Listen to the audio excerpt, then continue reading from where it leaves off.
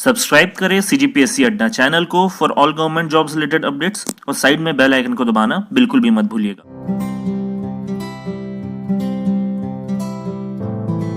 दोस्तों, मैं आरक्षक उज्जवल दीवान, जिला धमतरी, छत्तीसगढ़ से।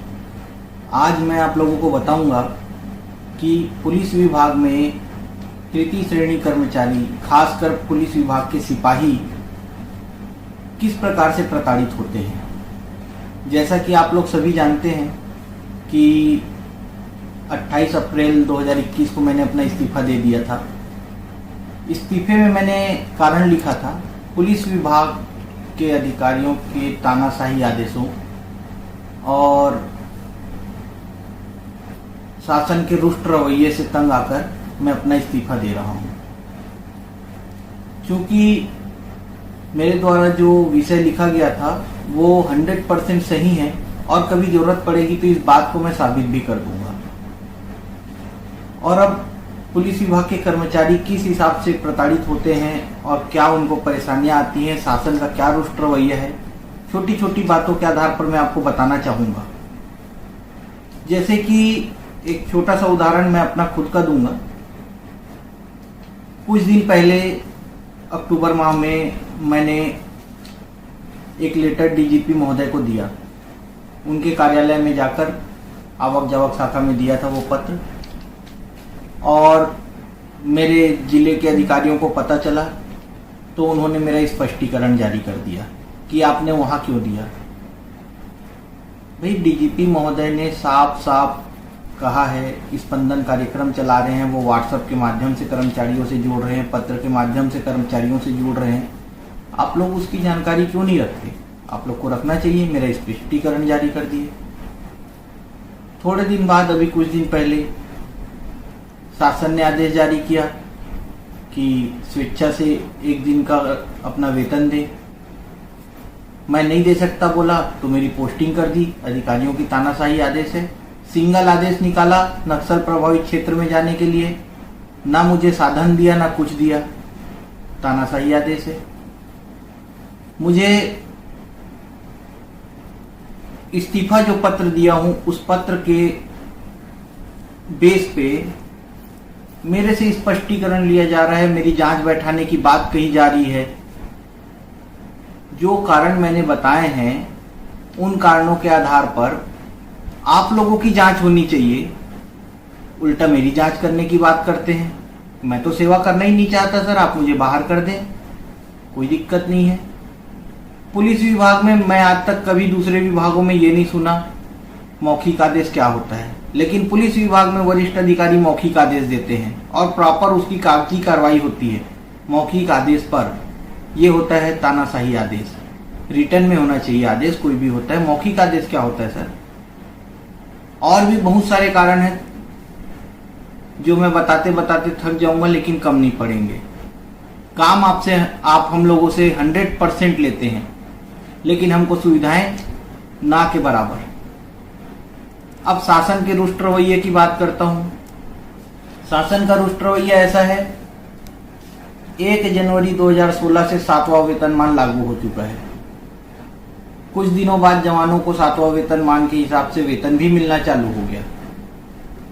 अब जैसे हमारे मकान किराया भत्ता और अन्य भत्ते हैं, नक्सल प्रभावित क्षेत्रों के भत्ते हैं, वो आज भी हमको 6वें वेतनमान के हिसाब से मिल रहे हैं। 5.5 साल हो गए 7वां वेतनमान लागू हुए, और 5.5 साल में शासन ने अभी तक के जवानों और राज्य के कर्मचारियों के लिए 7वां वेतनमान के हिसाब से भत्ते निर्धारित नहीं कर पाए हैं। ये शासन का रुष्ट रवैया नहीं है तो क्या है सर? पुलिस विभाग के कर्मचारियों को पहले साइकिल भत्ता मिलता था 18-20 रुपए, वो भी बंद कर दिया गया। अब आप हमसे उम्मीद करते हैं हर काम हम बहुत तेजी से करें, बहुत स्पीड से करें। चोर पकड़ना है, कुछ करना है, सम्मन वारंट की तामीली करनी है, बहुत स्पीड से करें, हम अपने पैसों से करें। आपका अभिप्राय यही है? जिस भत्ते को आपने बंद किया, साइकिल भत्ता 18 रुपए 20 रुपए जो मिलता था, आपने उसको बंद किया तो मोटरसाइकिल भत्ता देना चाहिए था आपको, लेकिन आपने उसको बंद करने के बाद हमको और कोई सुविधा भी नहीं दी। ये आपके रुष्ट रवैये को बताता है। जहां हर महीने जवानों को नक्सल प्रभावित एरिया में 15%, कहीं 30%, कहीं 35% जगह देख देख कर है, और मकान किराया भत्ता हर जगह 7% है। वो लगभग 2% के हिसाब से मिल रहा है मकान किराया भत्ता, और 5% के हिसाब से लगभग मिल रहा है नक्सल भत्ता। तो जो नुकसान हो रहा है हर महीने का, वो 5.5 साल की भरपाई आप करेंगे क्या सर? वो तो हमारा नुकसान हो ही गया जो जवान वहाँ हैं और जिनको मिलना चाहिए। तो आप एरियर्स के साथ वो पैसे देंगे आगे भविष्य में? ये आपके रुष्ट रवैये को दिखाता है। उसके बाद तृतीय श्रेणी कर्मचारियों में पुलिस विभाग में छत्तीसगढ़ में खासकर सिपाही हवलदार जिलों में पोस्टेड रहते हैं। शासकीय आवास बनाए जा रहे हैं। शासकीय आवासों का क्या है, सिपाही हवलदार ज़्यादा लंबे समय तक रहेंगे, और जो उसके ऊपर वरिष्ठ अधिकारी रहते हैं वो 2 साल 3 साल कुछ दिनों के लिए आते जाते रहते हैं। तो पुलिस विभाग के सिपाहियों के लिए छोटे क्वार्टर बनाते हैं और बड़े अधिकारियों के लिए बड़े क्वार्टर बनाए जाते हैं, जिनको ज़्यादा समय तक नहीं रहना है। लेकिन सिपाही ज़्यादा समय लंबे समय तक रहेंगे, उनके लिए छोटे क्वार्टर बनाए। क्या सिपाहियों के बच्चों की हाइट छोटी होती है, माँ बाप की हाइट छोटी होती है, या ऐसा क्या है सिस्टम में? समझ में ही नहीं आता कि एक बराबर क्राइटेरिया नहीं दे पा रहे हैं आप। हमको भारत में पैदा हुए हैं, भारतीय संविधान, भारतीय कानून के आधार पर चलना चाहिए। आज 1861 का कानून आज तक के नहीं बदल पाए हैं। लगभग 73 साल हो गए भारत की आज़ादी के, और 1861 में जो पुलिस एक्ट बनाया गया था उसको लगभग 160 साल हो गए। आज़ादी के बाद सारी चीजें बदली गई, लेकिन पुलिस रेगुलेशन नहीं बदला गया। इसको क्या समझा जाए? कहीं ना कहीं ये जो दबाने की प्रवृत्ति है, शोषण करने की प्रवृत्ति है, उसको दर्शाता है। क्योंकि आधुनिक युग के हिसाब से हर एक चीज में बदलाव किया गया, हर एक चीज को समय के अनुसार तरक्की में लाया गया, लेकिन पुलिस एक्ट को नहीं लाया जा रहा है। ऐसी ऐसी बातों को बेस बनाकर प्रताड़ित करने की कोशिश की जाती है जिन बातों का कोई तथ्य ही नहीं होता है। मैं भारत देश में पैदा हुआ हूँ, भारतीय संविधान मेरे लिए सर्वोपरि है, भारतीय कानून मेरे लिए सर्वोपरि है। भारतीय संविधान की अभिव्यक्ति की आज़ादी अनुच्छेद 19 में साफ साफ लिखा हुआ है कि मैं अपनी किसी भी बात को, जायज बात को बोलकर, लिखकर या किसी अन्य माध्यम से लोगों तक पहुंचा सकता हूं।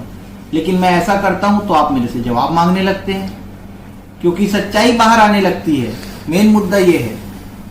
अनुच्छेद 23 और 24 में कहा गया है शोषण के विरुद्ध अधिकारों के बारे में, लेकिन यहाँ तो शोषण ही हो रहा है कंटिन्यू। श्रम मंत्रालय ने श्रम कानून बनाया हुआ है, लेकिन पुलिस विभाग के कर्मचारियों के लिए कोई श्रम का कोई कानून काम करता है या नहीं करता, ये मुझे समझ ही नहीं आता है। मतलब आप पुलिस विभाग के कर्मचारियों को रोबोट समझते रहें और आप उनसे काम लेते रहें, लेकिन अगर उनको लगता है कि उनका शोषण हो रहा है या उनके साथ गलत हो रहा है या ऐसी कोई घटना घटित हो रही है जिसको वो आगे बता सके, तो उसको उल्टा और प्रताड़ित करना चालू कर दें। मैं इस्तीफा दिया हूं, मेरी इस्तीफा को मंजूर करना छोड़ के उल्टा मेरे से ही उसी को बेस बनाकर आप सवाल जवाब कर रहे हैं। सवाल जवाब तो आप लोगों से होना चाहिए कि मैंने जो लिखा है वो सही है या नहीं है, और सही नहीं है तो मुझे सजा दें, और अगर सही है तो आप लोगों को सजा मिलनी चाहिए। लेकिन ऐसा नहीं होगा, सिस्टम पूरा उल्टी गंगा बह रही है। तो आप लोगों को छोटी छोटी चीजों को समझना पड़ेगा। और मैं बस यही कहना चाहूंगा शासन प्रशासन से कि समय अनुसार बदलाव करें सर। बहुत तकलीफ हो रही है। आज मैं विभाग छोड़कर जाना चाह रहा हूँ। 11 साल मेरी सर्विस होने के बाद, लगभग 11 साल हो गई मेरी सर्विस, 2-3 महीने बचे होंगे, और उसमें मैं 11 साल की सेवा के बाद नौकरी छोड़ना चाह रहा हूं। तो क्यों? साफ सुथरा रिकॉर्ड है सर मेरा। मेरी रिकॉर्ड में कहीं कोई खराबी नहीं है। आज तक मेरे सर्विस रिकॉर्ड में एक भी सजा नहीं है, और एक 11 साल की लगभग नौकरी करने के बाद कोई जवान साफ सुथरा रिकॉर्ड वाला क्यों नौकरी छोड़ना चाह रहा है, ये जांच करना चाहिए था। तो मुझे ये कहा जा रहा है आप ऐसा ऐसा पत्र दिए हैं इस्तीफे में, तो आपके खिलाफ विभागीय कार्रवाई की जाएगी। ये मेरा शोषण हो रहा है, मुझे मानसिक रूप से प्रताड़ित किया जा रहा है, और इसका जांच आप लोग करें, सही तरीके से करें। मेरे द्वारा अगर लगाए गए आरोप गलत है तो मुझे बर्खास्त कर दें, कोई दिक्कत नहीं है, मैं चूचा भी नहीं करूंगा। और अगर मेरे द्वारा लगाए गए आरोप सही है तो मैं आपसे निवेदन करूंगा जो जो इसके लिए जिम्मेदार हैं उन लोगों के ऊपर उचित कार्रवाई करें। बस यही कहना है मेरा आप लोगों से। जय भारत, जय छत्तीसगढ़ पुलिस, जय जवान, जय किसान।